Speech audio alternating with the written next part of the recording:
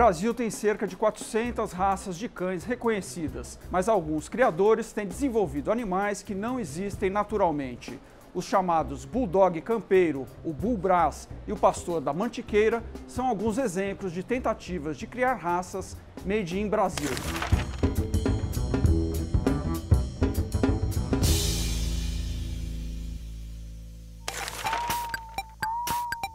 Eu quero tirar um pouco dessas rugas todas que estão aqui, quero diminuir esse prognatismo aqui um pouco, quero aumentar um pouquinho essa cana nasal, então eu quero que isso aqui seja um pouquinho mais elevado.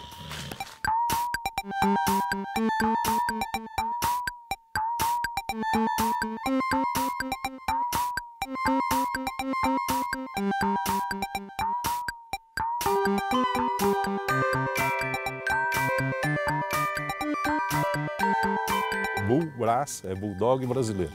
É um cão exclusivamente para companhia. Quando se fala em genética de cores, você vai ter o preto, monocolor, eu vou tirar o branco todo, né? Nós vamos tirar o branco todo.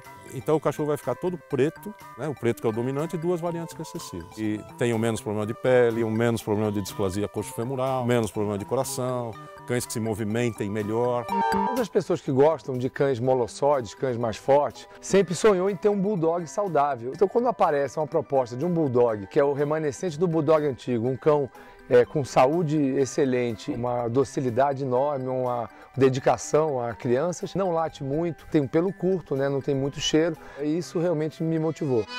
Aqui na propriedade criamos moares, manga larga marchador.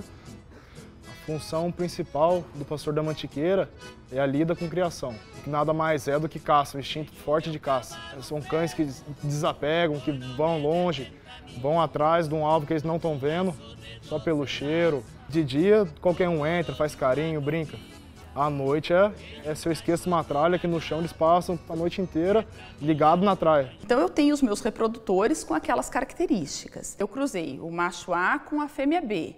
Eu vou ter ali uma linhagem de F1. Se eu tiver um F1 com ótimas características, nada impede que eu cruze com essa fêmea que é a mãe dele. Esse filhote tem uma carga genética que é 50% do pai e 50% da mãe. Agora eu tenho 50, mais 25 dela aqui, eu tenho 75 e 25 de diferença. Vai chegar uma hora, qual é a variabilidade genética? Eu estou cruzando dois indivíduos praticamente iguais. Vem algum, qualquer que seja, uma doença infecciosa por vírus, bactéria, e acomete esse plantel, bom, provavelmente se acometer intensamente um, vai acometer intensamente todos e eu tenho chance de perder todos eles. Eles são iguais.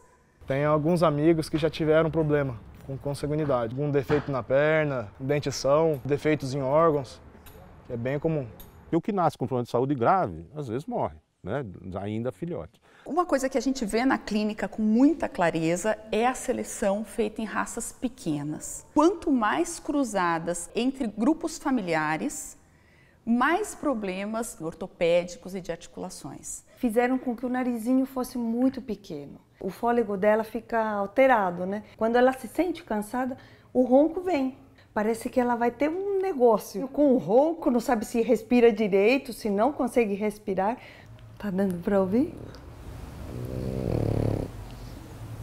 É muito simples dizer, a culpa é de quem está manipulando a raça, a culpa é do canil A, do canil B.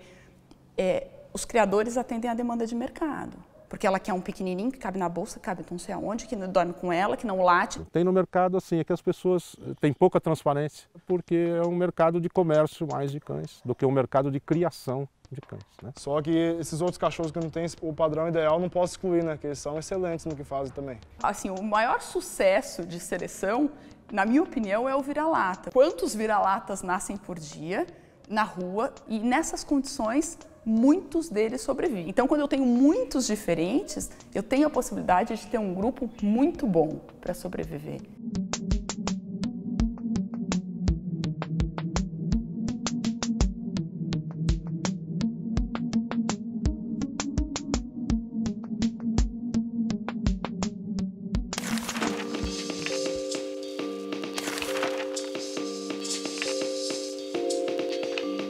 Entre 2011 e o ano passado, o Brasil registrou um aumento de quase 20% no número de denúncias de abusos sexuais contra crianças e adolescentes. As autoridades atribuem o aumento de casos ao fato de menores estarem cada vez mais conectados à internet.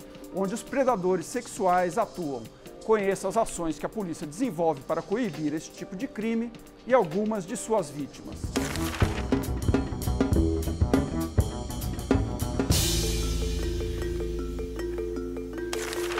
Uns 30 metros da casa da minha irmã, virando a esquina, tinha um vizinho que frequentava a casa e foi ele que abusou do menino. Um dia que a minha irmã tinha ido no mercado fazer compras com o marido, ele falou assim, vamos lá na minha casa, porque lá tem uma bola de capotão muito legal, você vai gostar, oficial, tudo. Quando chegou lá, disse que ele fechou a porta e estuprou. O número de denúncias envolvendo algum tipo de violência contra crianças e adolescentes cresceu 58% entre 2011 e 2012 no Brasil. Desse total, houve um aumento de 20% dos crimes relacionados a abusos sexuais contra menores. O abuso foi o cara foi tão bruto, tão monstro. Ele abusou tantas vezes, 8, 9, ele fez uma ruptura por dentro do menino. Eu não sei se precisar o que seria, tem que ter uma reparação ano-retal, que é o que está no papel lá, e a gente não consegue isso também. A gente precisava de uma cirurgia para ele e ele usa fraldas. Em relação às vítimas, as crianças e adolescentes, nós temos uma faixa de 20% de vítimas meninos e 80% do sexo feminino. Abaixo dos 7 anos, nós temos 35% de casos registrados. De 7 a 13 anos, 60% de casos registrados. E acima de 13 anos e os com deficiência mental, nós temos 5% de vítimas. De acordo com a Secretaria de Direitos Humanos, houve um aumento de 10% entre 2011 e 2012 nesse tipo de crime no estado de São Paulo.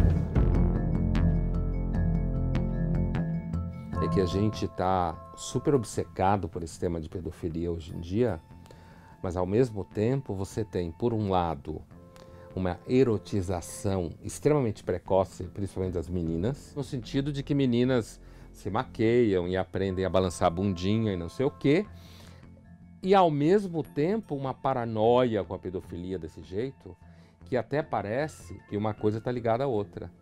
Você erotiza a criança para ao mesmo tempo demonizar o desejo pela criança. Bom, em relação às penalizações dos crimes de pedofilia, enquadramos no artigo 217-A do Código Penal, que é manter conjunção carnal, praticar ato libidinoso com menor de 14 anos. É um crime que é punido com reclusão de 8 a 15 anos. Que nem nessa minha página é castração química já. Lá tem artigos que falam sobre a castração química, sobre quando a criança sofre um tipo de abuso, como ela fica. A pena por tratamento químico contra pedófilos e estupradores já existe nos Estados Unidos e no Canadá. Ela vem sendo estudada por países como a França e a Espanha. Um projeto de lei prevendo a castração química no Brasil foi proposto em 2007 pelo então senador Gerson Camata. O projeto foi arquivado em janeiro de 2011. A internet, na realidade, é uma vitrine da humanidade, né? Então, sendo vitrine, você tem exposição.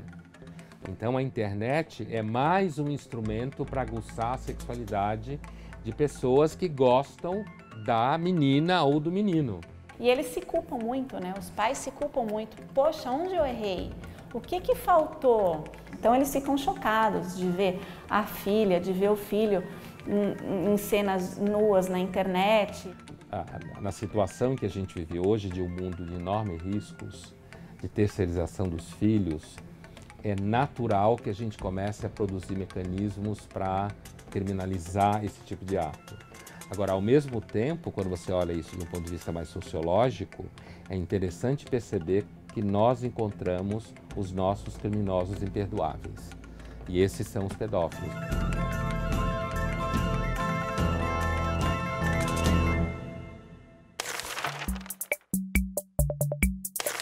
A pessoa está indo para uma reunião executiva, dá de cara com isso? Na realidade, Roberto, aqui é para deixar as pessoas, os passageiros, achar que o táxi está barato.